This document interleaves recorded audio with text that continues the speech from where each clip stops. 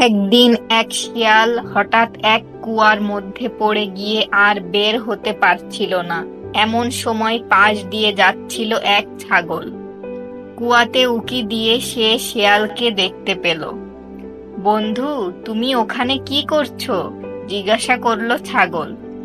ওমা, তুমি জানো না, এই কুয়ার পানি সবচাইতে বেশি মিষ্টি। এসো না, তুমিও খাবে, বলল চতুর শিয়াল।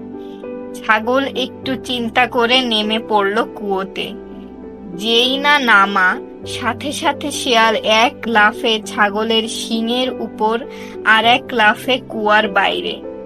বিদায় বন্ধু, তোমার মাথায় যদি এতটুকু বুদ্ধি থাকতো, তাহলে এখান থেকে বের হবার রাস্তা আছে কি না তা না দেখে কখনোই নিচে নামতে না। চলে যেতে যেতে শিয়াল বলল, দুষ্টু লোকের ছলের অভাব নেই।